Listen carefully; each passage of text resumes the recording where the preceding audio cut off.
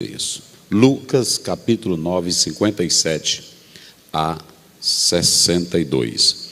E aconteceu que, indo eles pelo caminho, lhe disse um. Se você quiser marcar esse aí, seria bom. A gente vai fazer a exploraçãozinha aqui. Lhe disse um: Senhor, seguir-te-ei para onde quer que fores. E disse-lhe Jesus: as raposas têm covis, as aves do céu ninho, mas o Filho do Homem não tem onde reclinar a cabeça.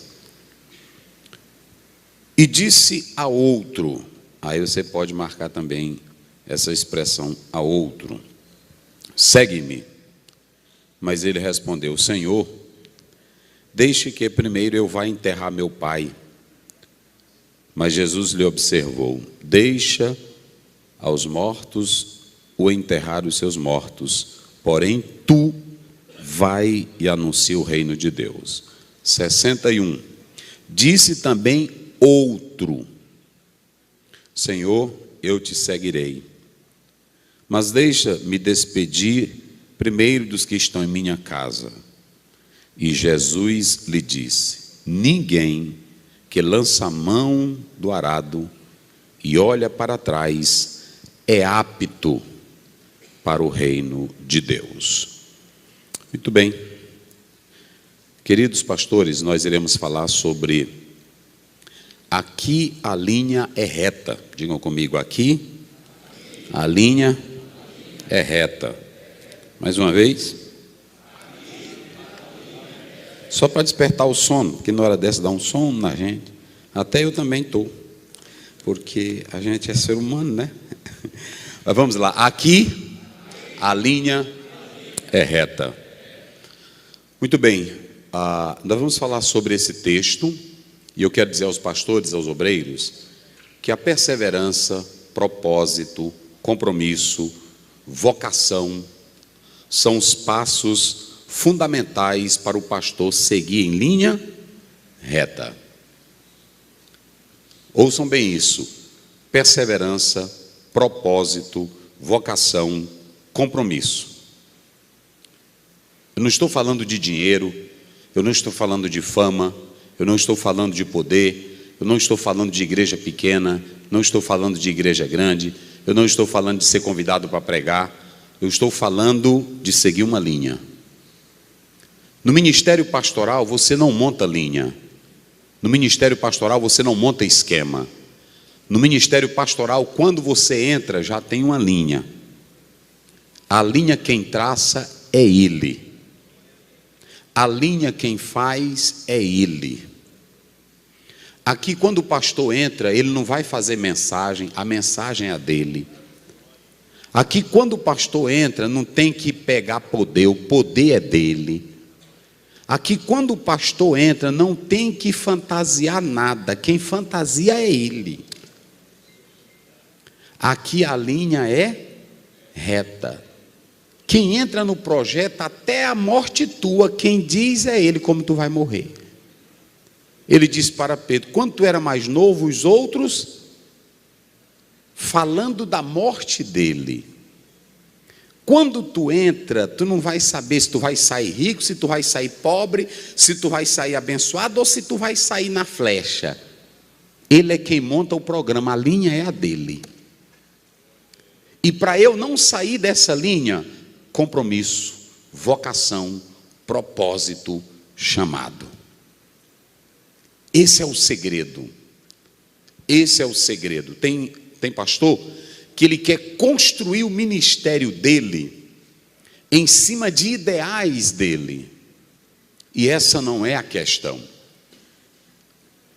E quando nós atentamos para isso, para não perder o foco, o único segredo para um pastor se manter de pé é o que está em Josué 1:7. Tem bom ânimo para fazer tudo conforme o meu servo Moisés escreveu, para tu não te desviares.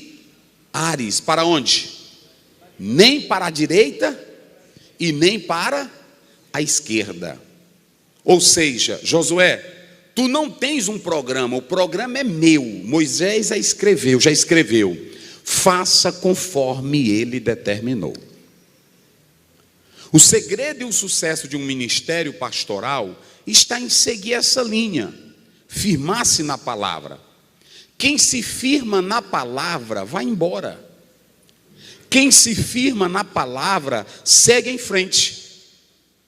Eu li de um especialista que ele diz que quem não quiser desistir de um projeto tenha motivação.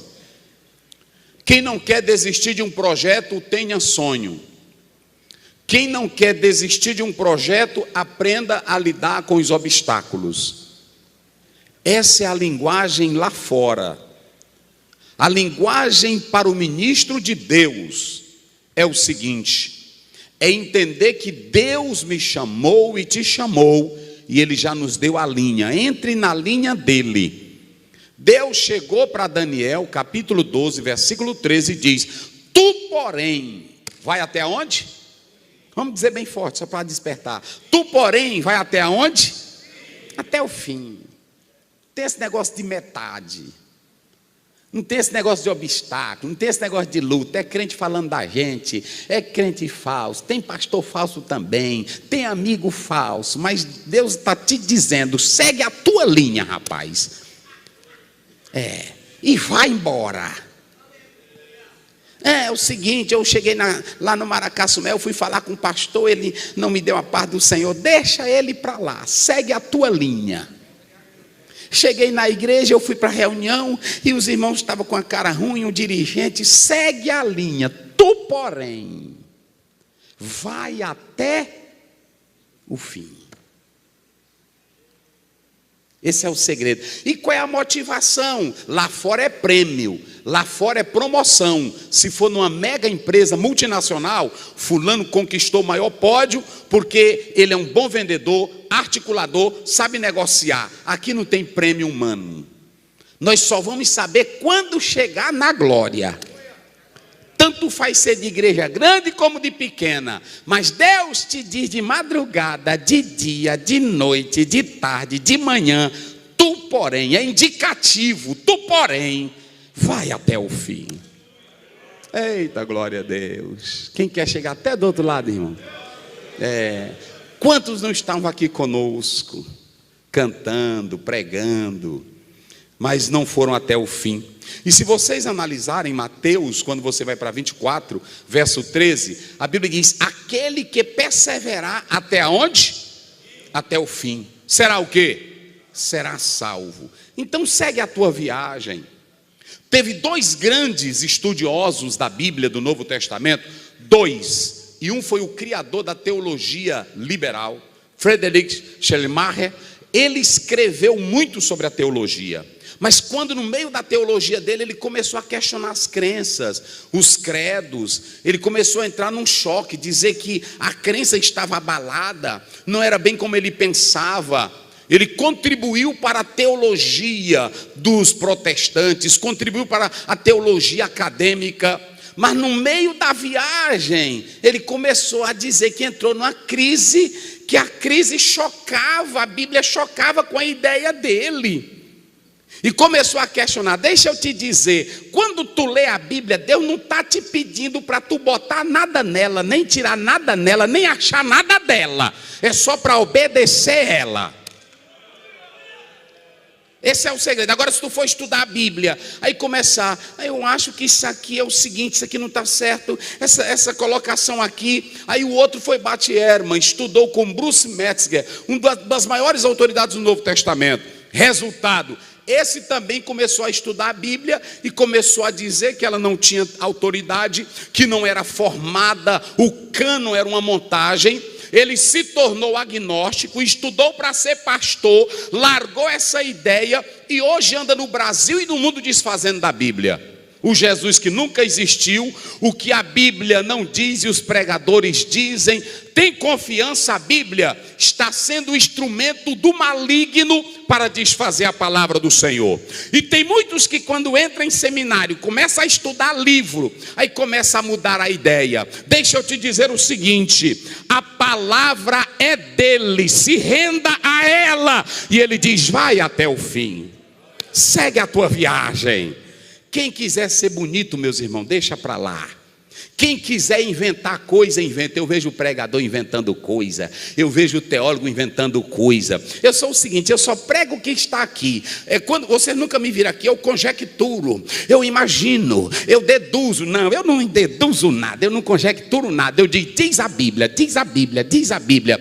John Bevere diz que quem quer ouvir profecia, ouça se o pregador começa dizendo: assim diz a palavra do Senhor. Quem crê nessa palavra, levante a mão e diga glória a Deus. Vá até o fim. Sim. Tem muitos aí, irmão. Então, olha, só para vocês terem uma ideia, eu já falei agora de um professor meu que ele traduziu o texto do Novo Testamento e a maioria critica no lado acadêmico, não crê mais na Bíblia, não crê na inspiração plenária. Agora deixa eu dizer uma coisa para os senhores, olhem bem para cá. O que tem de pastores no Brasil que agora estão negando a Bíblia. Teve um que um dia desse ele foi pedir perdão para uma pessoa da outra ala, porque ele disse que pregou muito contra essa pessoa e disse que não estava na pauta de Jesus tratar sobre homossexualismo. Jesus não tratou. Tem tanta gente, irmão, despregando o que pregou, mas eu quero dizer uma coisa aqui para os líderes e pastores de Deus. A palavra de Deus está dizendo: vai até o fim. Vai até o fim. Siga teu ministério. Irmãos, eu quero dizer uma coisa para os senhores. Todo o tempo eu vivi meu ministério. Quando eu vi o Bernardo Jones, a primeira vez que eu ouvi numa capa de um disco, eu achei ele bonito, com o cabelo bem aqui. Ele não tinha um cabelão. Eu nunca inventei botar cabelo grande para pregar evangelho. Eu ouvi, a primeira vez que eu ouvi o Gilmar pregando, ele não tinha aquele vozeirão, e aí pronto, eu nunca me encabulei com aquilo ali. Eu admiro, mas não invejo. Eu olho e acho bonito, mas eu não quero para mim, porque o que Deus tem para ti é diferente. Eu vi um pregador que ele começou a usar suspensol e todos os jovens começaram a usar suspensol. Eu continuei usando a minha calça e a minha cueca do mesmo jeitinho que eu usava. Entenderam? Deixa eu te dizer uma coisa, a ordem de Deus é: vai até o fim. Vai até o fim. Vai até o fim. Vai até o fim. Vai até o fim. A coisa mais triste é quando eu leio 2 Timóteo 4,10. Paulo diz assim: venham, porque Demas me abandonou, amando o presente século. Atos 13:13. Partindo de Pafos, chegando a Perge na Panfilha, Marcos voltou. Sim. Isso, à vontade. O Paulo diz assim: ao meu estimado Lucas, doutor Lucas e Demas. Entendeu? Entendi. Era estimado? Não. Verdade. Às vezes tem pessoas que pensam assim: pastor Zé prega assim. Não, irmão, é só Bíblia. Vocês sabiam que quando a briga, porque tem teólogo que diz assim, que a Bíblia não diz, é por isso que eu estou dizendo. Tem teólogo que diz: a briga entre Paulo e Marcos vai deixar Paulo, porque o Paulo estava tomando a boia do Barnabé, porque o Barnabé era mais fraco e o Paulo era disparado e era pesado. Aí o Marcos ficou com inveja, disse assim: o meu tio aí não bota quente, o Paulo está tomando, eu vou deixar ele de mão. Outros dizem que ele viu os problemas no caminho, voltou. Outros dizem que ele adoeceram. Seja lá como for, ou com doença ou com inveja, ele voltou. E deixa eu dizer uma coisa para os senhores. Edson Queiroz, em uma obra que ele escreveu, ele diz assim: a Assembleia de Deus e outras igrejas tem um discurso do soldado ferido. Qual é o discurso do soldado ferido? Ele diz que nós ficamos lastimando a queda de alguém, enquanto o inimigo está usando isso como um recurso para nós perdermos tempo com quem não valoriza o que tem e não ir buscar quem está precisando de Deus.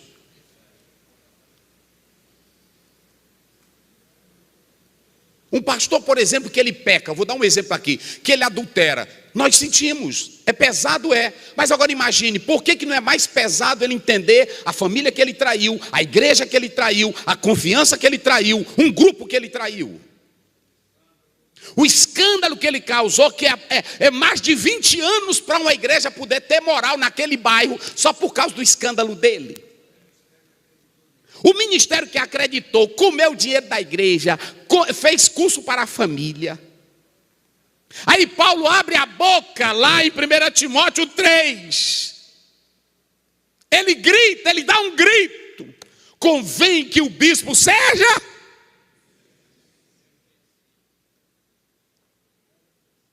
Até o fim, diga comigo, vamos até o fim, diga. Diga assim, vamos até o fim. Todo dia eu digo lá, olha, quando eu vou orar, eu dobro o joelho, a minha oração é 1 Coríntios 9, 27. Não deixe eu pregar aos outros para que eu não seja desqualificado. E a minha oração sempre é: Jesus, eu sou fraco, eu sou pequeno, eu prego a tua palavra, mas se for um dia para me escandalizar a tua obra, mata esse negro, tira ele, bota uma doença feia, me aleja, agora não deixa eu escandalizar a tua obra. Pastor Zéu, sim, o senhor fez eu ter um entendimento que eu não tinha tido ainda. O soldado ferido lá na guerra, ele foi ferido mesmo. Porque ele está lutando e a bala chegou lá e pegou ele e tal. Nesse caso aqui, o obreiro se deixou ferir. Pastor. Mordeu a isca. Mordeu a isca. Pastor Raposo. Não é um soldado ferido para a gente assim ter aquela compaixão do soldado lá que foi buscar o amigo, né? Tem aqui, parece que é um filme, que ele vai buscar o amigo que... Quando ele chegou lá, ele estava ferido e disse assim: eu sabia que você vinha. É diferente, porque lá ele foi ferido, ele não se expôs. Lá ele caiu combatendo. Aqui a pessoa cai pelos prazeres da vida. Meus irmãos, tem coisa, irmão, tu quer ir até o fim? Aí deixa eu dizer uma coisa. O senhor vai dizer que ainda estou aqui na introdução. Deixa eu dizer uma coisa para vocês. Olha o que Paulo diz em 1 Coríntios 4, 2. Convém que o bispo, que o dispenseiro se ache o quê? Não, mas vamos gritar para nós despertar do sono. Convém que o dispenseiro se ache.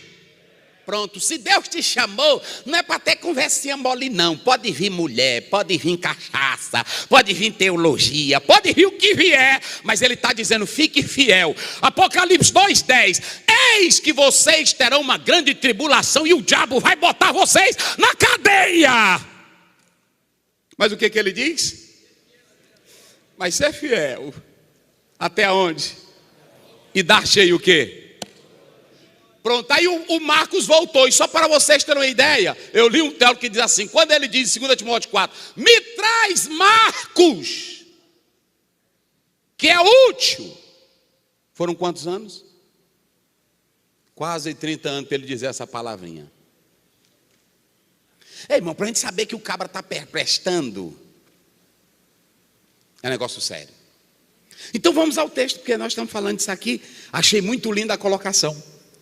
O pastor Apóstolo tinha me falado de um tema que era da Seara. E eu botei na mente, eu preparei a mensagem todinha da Seara, li livro sobre a Seara. Aí quando eu cheguei no hotel, que eu peguei aqui o coisa, aí o irmão tinha botado lá no grupo da Seadema: quem lança a mão no arado. E aí eu disse: vixe, é um tema, mas aqui é outro. Aí aí o Espírito Santo me incomodou. Aí eu sentei ontem à noite mesmo, meditando nisso aqui. Observe bem, Jesus, vamos lá, agora vamos para cá. Jesus, ele está no último ano do ministério dele. Lucas está narrando isso na região da Galileia.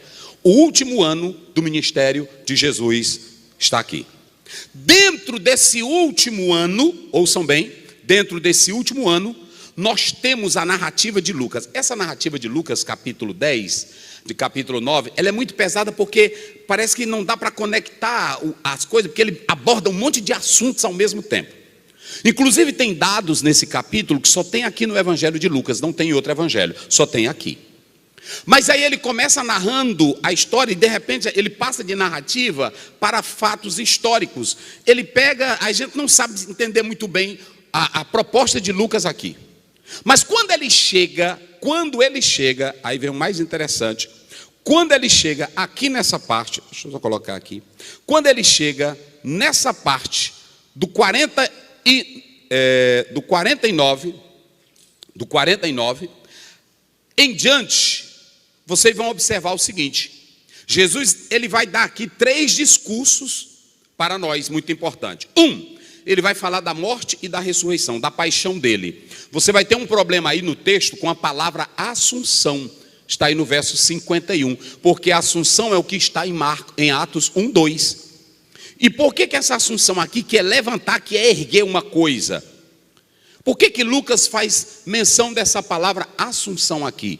Ele queria dar uma ideia que Jesus Cristo, mesmo no auge do seu ministério, ele preferiu Hebreus 12:2. Pelo gozo que estava proposto, ele suportou. Então a palavra assunção aqui está falando da paixão de Cristo até o último momento que ele desenvolve o seu ministério. Quando você atenta para isso, o segundo discurso dele é o discurso da humildade. Ele diz o seguinte: os discípulos vinham discutindo, ele fala nesse próprio texto. O discurso ele traz sobre a questão da humildade. E quando ele envolve essa humildade, ele está dentro dessa trajetória que ele está indo para Jerusalém. Estudiosos dizem que essa ida envolveu meses, não uma semana. Vai chegar a semana final, mas ela vai envolver meses. Basta você ler João capítulo 7, Jesus ele está na festa. João capítulo 10, você tem a festa da dedicação, você tem a festa dos tabernáculos antes da Páscoa. Ele vai, essas 2 ocasiões, ou outras ocasiões, ele vai a Jerusalém. E nessa ida para Jerusalém, nesse final de ministério, Jesus Cristo, ele vai marchando como um soldado invencível. Jesus, o rosto dele, era um rosto agora de sacrifício. Ele sabia que era a hora final, está lá em Marcos 10:32. Era intrépido, resoluto, e ele vai marchando. Só que quando ele vai marchando como um soldado invencível, ele manda um recado para os samaritanos: vão lá e diga para os samaritanos que eu estou passando e eu quero tomar um café na casa deles lá. Aí Jesus mandou os homens dele. Quando chegou lá, eles disseram: nós não queremos ele aqui. Ora, se você tem João capítulo 4, lá do versículo 33 em diante, Jesus foi recebido pelos samaritanos e creram nele. Por que agora eles não querem Jesus lá? Observem isso. Por que eles não querem Jesus lá, se Jesus pregou para eles? Vocês sabem muito bem que esses samaritanos eram colonos que os reis da Síria colocaram na Palestina. Sangue diferente, mistura diferente, crença diferente. Mas Jesus foi lá. Só que agora eles não querem Jesus na casa deles. Quando um peregrino ia para Jerusalém, ele não precisava passar em Samaria. Mas por que ele vai? Por que ele quer ir lá? E eles mandaram um recado para Jesus: nós não te queremos. Se vocês lerem os 2 textos, João 4 e esse texto de Lucas 9, quando Jesus veio para Samaria, ele estava voltando de Jerusalém. Aqui, eles sabiam que Jesus estava decidido a ir para Jerusalém e o propósito dele. Por isso que eles não aceitaram Jesus lá. Só que Jesus sabia o que estava lhe aguardando lá na frente. Olhem para cá, obreiros, por favor. Jesus estava caminhando para a morte. Jesus estava caminhando para a cruz. E quando ele vai caminhando para a cruz decididamente, nada vai parar esse homem. E quando ele vai chegando, aí os discípulos voltam: os samaritanos não te querem. Aí Tiago e quem mais? João: se queres, vamos rogar agora como Elias, para cair fogo do céu. Ele diz: vocês não sabem de que espírito eu sou. Não sou obreiro vingador, eu não sou obreiro para matar ninguém. Eu vim para dar vida e vida com abundância. Vamos embora. Tem pastor que perde tempo com crente que fala mal dele, ele quer ficar se vingando. Siga a tua viagem, rapaz. Se tem 10 falando de ti, 3 falando de ti, entra de cabeça erguida, porque tu tens uma linha a seguir em frente. Quem não sabe o propósito para o qual Deus te chamou, pode colocar obstáculo, mas o Senhor que sabe, vai embora só olhando para o autor e consumador da nossa fé. Eita glória! Meus irmãos. Aí ele está indo embora. Quando de repente no meio da viagem, um chegaram, irmão, só para atrapalhar. Jesus tem um bem ali, porque um queria que vingasse, o outro chegou, tem um expulsando ali demônio no teu nome, nós acabamos com o culto dele agora. Jesus, rapaz, parem com isso. Quem não é contra mim, deixa o rapaz também fazer o culto dele. Tudo na viagem. Aí quando ele chega, de repente um olha para ele e diz assim: Senhor, olha como isso aqui é interessante. Se vocês atentarem, é tis, essa palavra no grego, esse pronome é tis, que é enclítico. Esse tis aqui no original, sabe o que quer dizer? Alguém. Só que aqui, Jesus não chama esse primeiro. Quem é que vai para ele? É a própria pessoa. Olha, ele chega e diz: Jesus, eu vou para ti, eu te sigo. Está aí no verso 57. Eu te sigo aonde quer que tu fores. Eu pergunto aqui aos pastores: tinha algum erro desse homem por ele mesmo querer seguir Jesus? Não. É como ser pastor. Cada um tem uma chamada diferente. Tem um que diz assim, tem uns que acham até vantagem. Eu não queria, Jesus me forçou. Irmão, eu era doido para ser pastor.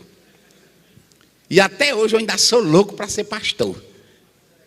Eu era doido para ser pastor. Lá em Teresina, quando eu morava lá, aí ninguém me dava oportunidade. Eu via pastor fazer ceia. Eu botava uma mesa lá no fundinho de casa que eu morava. Se deriam, bota aqui o suco de uva e me dá o pão aqui. E eu fazia minha santa ceia. Eu estou dirigindo a ceia. Eu disse: para que tu faz isso, Oziel? Só para me ter a ideia que eu estou dirigindo o culto da ceia. Eu fazia culto fúnebre sozinho.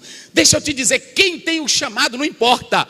O importante é que se você disser que quer ele, Jesus não quer saber quem é. Mas se você quer seguir, ele abraça a tua palavra. Eu quero te seguir. Jesus olhou para esse. Olha para cá o que é ministério.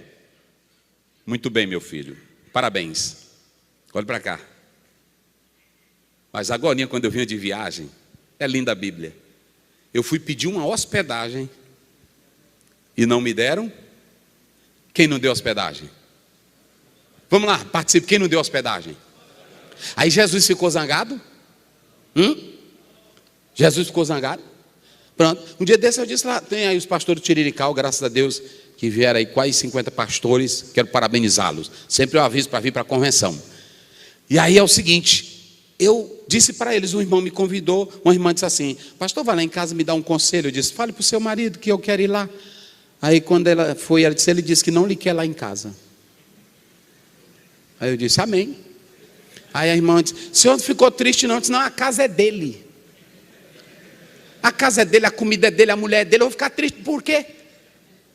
Eu sigo a minha viagem como Jesus.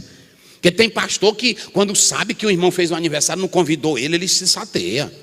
Até prega: vocês têm que entender que eu sou pastor aqui. Que nada, segue tua viagem, rapaz.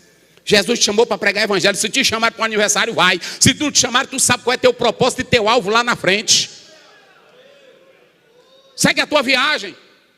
Aí um chegou e disse: Jesus, eu vou para onde tu fores. Ele disse: rapaz, te aquieta.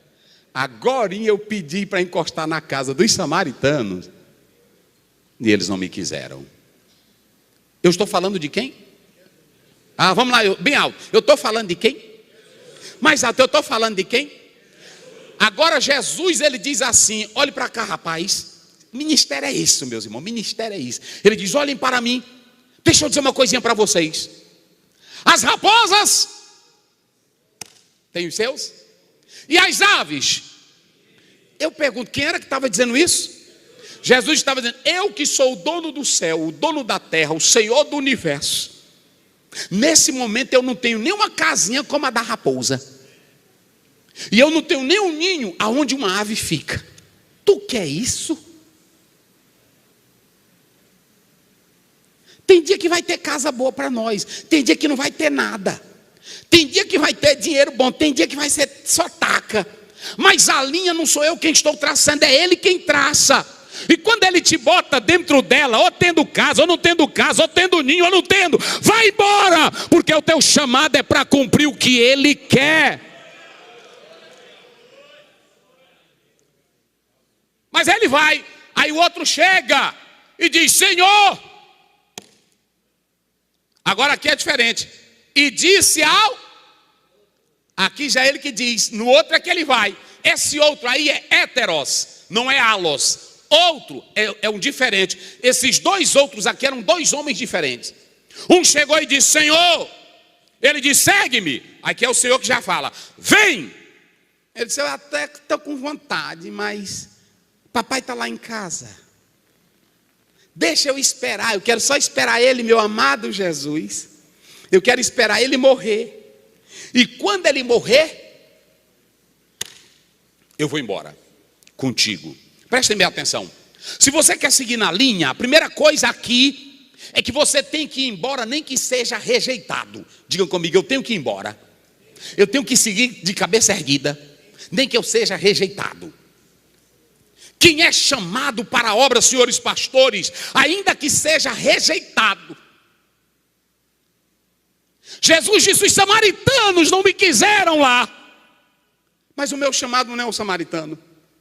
O meu chamado não é o conforto. Se você abrir a sua Bíblia, Mateus 10, lá pelo verso 13, ele diz: se a casa for digna. Quem é que é digno? É um homem de Deus. E se a casa não quer receber um homem de Deus, ela é indigna. Se o irmão diz assim: eu não quero você lá em casa, mas depois, no mesmo tempo, Deus criou uma situação todinha que ele foi no meu gabinete chorar. Eu disse: agora tu veio. Porque quem segue a linha, deixa eu dizer uma coisa, pastores, quem segue a linha, ainda que seja rejeitado, pastor pode chorar, pastor pode sofrer, pastor pode ter na igreja crente que se levante contra você, mas quando você sabe que é chamado, ainda que tu sejas rejeitado pelos homens, o Senhor Deus, Ele vai te exaltar e vai te dar vitória. Vocês estão vendo aqui, irmão? Além, ó, pequeno, preto. Vocês souberam o tanto de coisa que eu passo. Passo no avião, passo em igreja. Um dia desse eu cheguei para pregar no local, e aí tinha um pastor amigo meu, disse: pastor Zé, faça favor. Aí eu encostei: esse aqui é o pastor fulano. Ele fez assim para mim, só fez assim. De uma grande igreja em São Paulo. Aí o pastor amigo meu disse: ô pastor Zé, me perdoe. Eu disse: que nada, senhor. Meu ministério não é ele, não. Eu sei qual é a linha que eu estou. Porque tem outros que vão chorar. Vão chorar, vão lamentar. Oh, a igreja, um fulano de tal disse que eu sou preto. Meu Deus do céu, cala a tua boca, vai tua viagem. Eu vou já atacar um processo, vai tua viagem. Deixa eu te dizer uma coisa. Olha bem aí, pastor Josafá. Eu quero que ele leia. Vamos lá, 1 Coríntios, capítulo 4, verso 11. Só para vocês, eu sei de cor, mas eu quero que ele leia para que os senhores vejam o que é um obreiro. Vem aqui rapidinho, por favor. O que é um obreiro? Que Deus chama. Coloque aí, como é que diz? Pode ler aqui mesmo. 4:11. Até que a presente hora, sofrendo fome. Peraí. Nesse momento, na presente hora, eu estou passando o quê? Vamos, diga bem forte, pastor. Eu estou passando o quê? Eu estou passando o quê? Sede. Até a presente hora eu estou passando o quê? Vai. Estamos nu. Estava o quê? Vai. E recebendo bofetadas. E não temos pousada certa.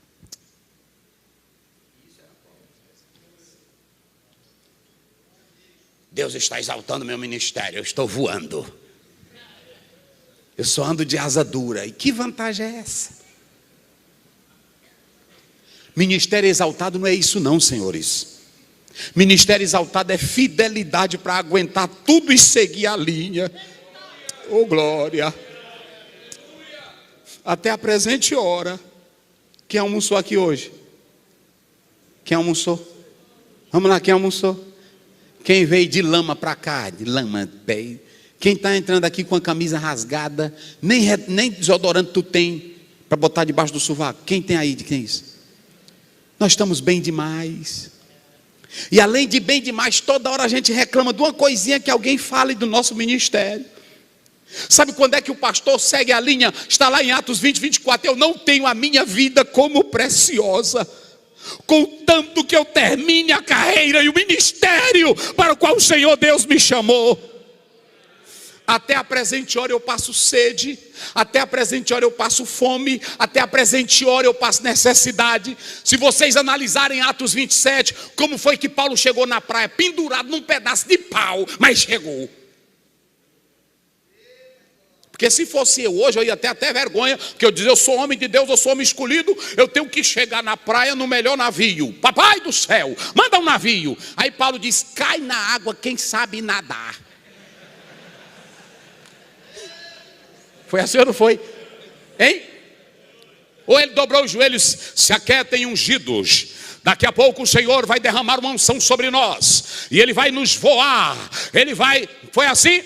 Aí Paulo diz, cai na água quem sabe nadar. E quem não sabe, pega um pedaço de pau do navio e vai embora. Chegaram do outro lado, mas chegaram. Nós vamos chegar, pastores.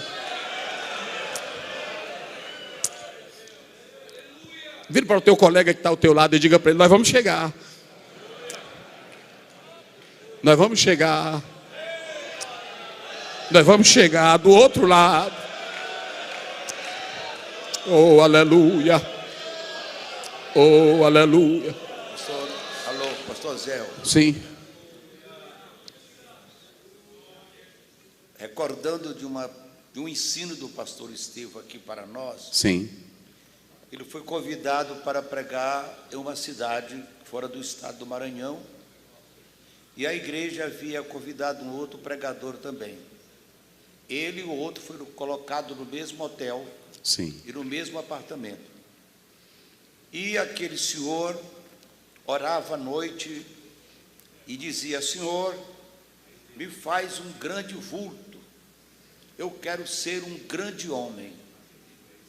Quero ser conhecido no Brasil e mundialmente. Terminando a oração, ele arguiu ao pastor Estevão. Pastor Estevão, eu estou orando para ser um grande vulto neste país. E o senhor disse, eu estou orando para Jesus me esconder atrás dele. É verdade. Irmãos, é diferente.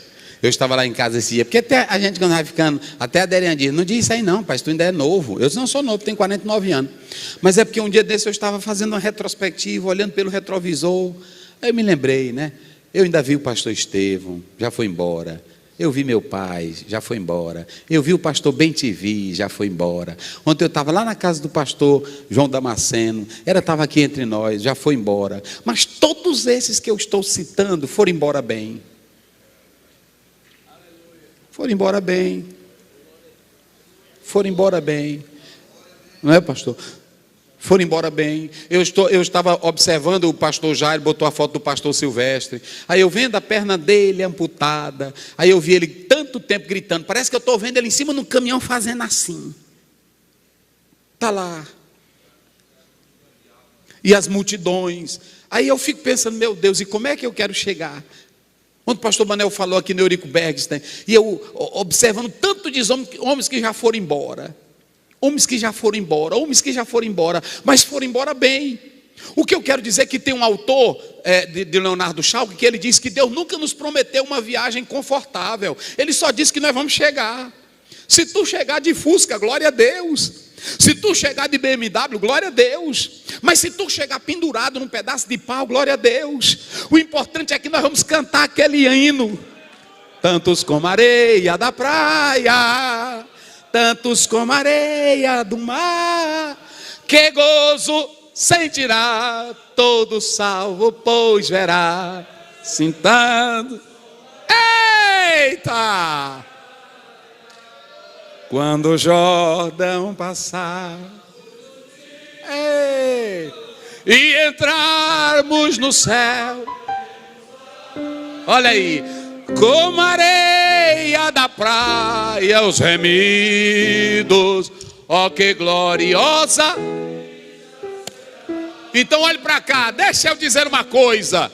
John Bunyan no Peregrino fala das coisas que tem que tirar. Agora eu vou dizer uma coisa.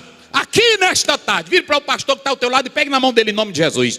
Olhe no rosto dele e diz: meu filho, vá até o fim. Aguente.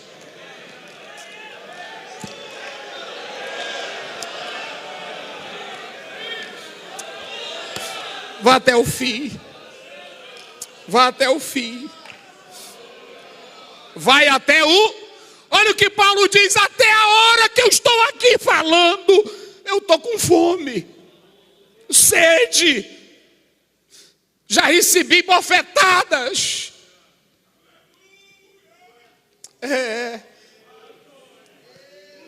E ele ainda disse assim: eu trabalho entre falsos irmãos.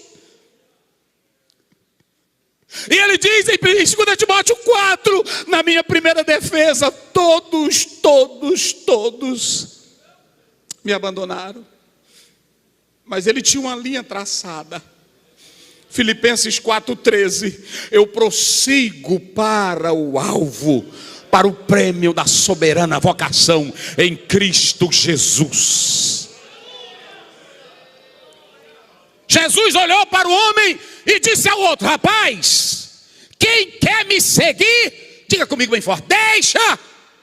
Não, mais forte: deixa as coisas mortas. Onde o pastor Manel falando do defunto, deixa eu te dizer aqui uma coisa para o senhor. Ele disse assim: tu é um inerte. Esse que estava dizendo: deixa eu enterrar primeiro meu pai. O pai dele estava bem de saúde. Ele era um inerte espiritual. E olhe para cá: quem se ajunta com morto fica do jeito do morto. É ou não é?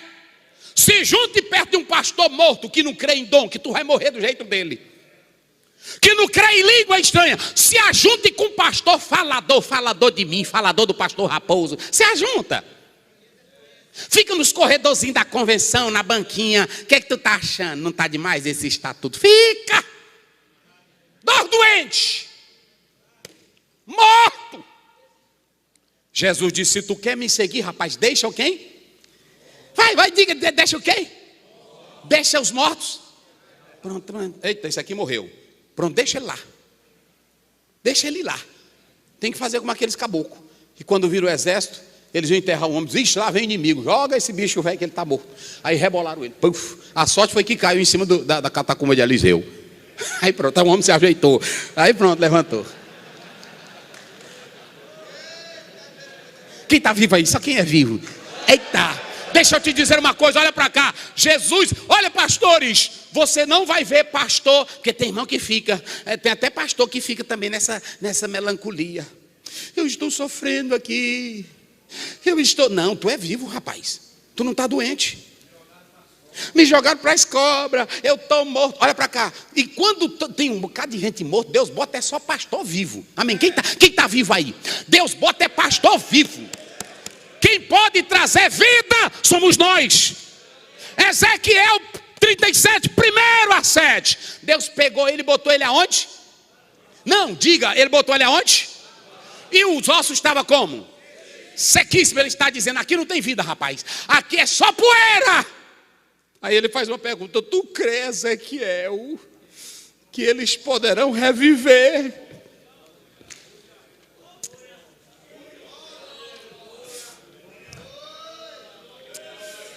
O que ele diz? O que ele diz? O que ele diz? Tu sabes, Senhor. Eu sou só teu servo. Se tu me botar no meio de um vale de osso seco, eu entro. Porque quem tem vida é tu. Se tu me botar numa igreja bagunçada, tem irmão que diz, até pastor que é morto, ele fica com medo e diz: rapaz, tu não entra nesse campo que lá só tem fera. Entra, rapaz. Tem homem que Deus coloca na igreja só para desmontar bomba. É o especialista. Não tem uns homenzão que são especialistas? Eles botam uma capona, aí tem um monte de soldado que fica do lado. Tem uns pastores de Deus assim doido que Deus bota. Chama o fulano que ele sabe desarmar bomba. É ou não é? Desarmador de bomba. Aí lá chega. Aí todo mundo se afasta. Não é assim? Todo mundo se afasta, lá chega ele. bota um carrinhozinho, o carrinho vai andando, e ele aqui, né? Aí pronto, ele ali está pronto para tudo. Se ela espocar, ele espoca dentro. Meu Deus do céu, e por que não sei o quê? Ai, meu Deus, eu estou aqui sofrendo, pai. Está morto, e morto com morto pode enterrar. Jesus disse, eu não chamo morto. Sabe o que diz? Mateus 22, 32, o nosso Deus, vamos lá? Vamos lá, diga-me, Fausto, o nosso Deus não é Deus? O nosso Deus não é Deus? Olha para mim, um pastor que não canta, um pastor que não chora, um pastor que não ora, um pastor que não grita, um pastor que não fala, Deus está com ele? Porque está morto. Deus te bota, pastor, é onde tem carniça.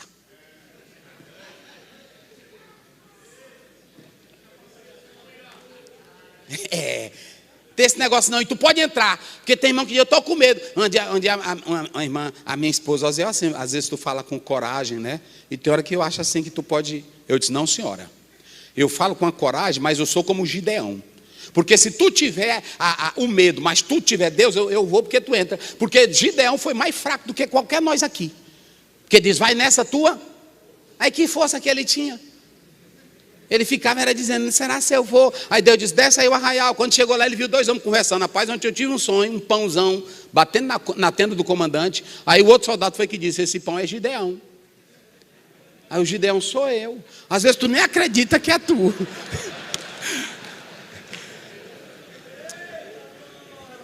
Irmão, né? Não fique dizendo, eu sou pastor pesado, eu rasgo com tudo. Nunca diga isso. Diga assim, Senhor, eu estou contando com a tua graça. Porque tem hora que a gente está forte, tem hora que a gente está, não é assim? Não é também mentir aqui não, que tem hora que a gente diz, tem hora que a gente diz tanta coisa para uma pessoa que é ruim, aí quando tu volta em si, que parece que a gente está numa unção tremenda. Aí quando volta, diz, meu Deus, às vezes tu topa com o irmão na rua, diz, meu Deus, não deixa ele me ver não, que ele quer me matar. Não é assim? Mas é porque quando Deus te usa, Ele te usa do jeito que Ele quer. Agora deixa eu te dizer uma coisa, Deus não bota pastor morto em igreja morta. E se a igreja não está bem, Ele coloca pastor que tem vida. Olha o que Ele diz, eu sou o Deus de Abraão, eu sou o Deus de Isaac, eu sou o Deus de Jacó. O nosso Deus não é Deus? É Deus de quem? Ele chegou 3:6 para Moisés de Êxodo. Moisés, eu sou o Deus de teus pais. Deus é teu Deus. Sabe o que ele diz? Deixa os mortos enterrarem o quê? E siga em frente, pastor. Não se apegue com um pastorzinho que anda com teologiazinha neutra, que é uma desgraça que está acontecendo no Brasil. Não se ajunte com um pastor que gosta de fuxico. Na hora que você vai passando, eu conheço todinho quando está falando da gente. Muda o semblante, o sorriso é assim nos dentes, né? É falso. Não, mesmo hora você vê. Não é assim? Aí pastor, aí pronto, agora tu está na linha. Vou dizer uma coisa, quem está na legalidade de Deus, olha para mim aqui o que eu vou dizer de Deus. Obreiro que está na legalidade, veja a lista de Paulo. Ele vai dizendo, fulano me abandonou, fulano me abandonou, fulano me abandonou. Mas ele diz no final, ele diz, mas eu combati o bom, acabei a carreira. Eu quero ver o seguinte, todos que andam nessa vidinha, no fuxico, na contenda, ele vai ficar na lama. E o Senhor vai seguir em frente. Eita, vai seguir em frente de cabeça erguida. Quando até ficar velhinho naquela cidade, vão dizer assim, rapaz, esse pastor passou tanta prova. Esse pastor passou tanta prova. Um dia eu me lembro que quando meu pai, aconteceu uma coisa em Coroatá, e aí uma pessoa, irmão, essa cena nunca sai da minha mente. Quando amanheceu o dia, pastor Mateus, que às vezes tu tem lutazinha, mas lá tu nunca passou uma luta que nem nós. Eu vou te dizer essa, Mateus, de manhãzinha, eu fui andar nas ruas e eu olhava para cada comerciante, cada menino, cada rapaz, cada um com um jornal na mão. Um jornal na mão. 5 minutos, pastorzinho. Vou encerrar mesmo. Olha, cada um com um jornal na mão. Sabe como era o jornal? Pastor da Assembleia de Deus, PPC, Assembleia de Deus. Raimundo Bené da Silva. A família é quem manda na igreja. Ele tem aniversários caríssimos. Aí começou, meu irmão. Todo mundo, eu ia para a escola dominical, não tinha um cidadão em Coroatá que não tivesse essa carta na mão. Eles botaram de madrugada em comércio, botaram em praça, botaram em rua, e eu passando na rua, e aquele neguinho Osiel, que era eu e o pai, aí cortando nós dois. Cheguei da escola, eu fui lá no pai, ele disse, rapaz, bora embora daqui. Bora embora. Eu disse, o senhor se esqueceu do salmista? Ele disse, o que ele diz? O Senhor abençoe a tua? O Senhor abençoa a tua? E o Senhor abençoa a tua? Essa saída sua é abençoada? Rapaz, é abençoada, pai, essa sua saída. Nós vamos ver se Deus está conosco agora, Senhor. Vamos cuidar na nossa vida, pai. E aí não foi só uma carta não, eu acho que foi umas 3 cartas.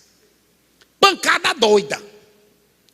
E um cidadão chegou no pai e disse assim: pastor Bené, eu vi essa molecagem, eu não leio, que eu não leio molecagem. Pegou a carta e rasgou. Eu disse: aí, pai, pronto.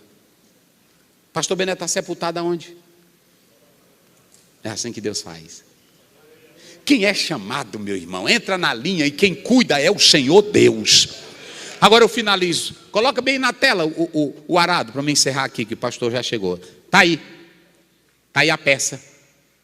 Ela tinha um jugo, lá embaixo ali tinha uma chapazinha de metal, lá no finalzinho, e aí você vê que ela era feita em um suporte de uma vara, com 2 ganchos, desse jeito. Jesus está dizendo: quem bota o quê? Não, vamos encerrar com essa. Quem põe a mão?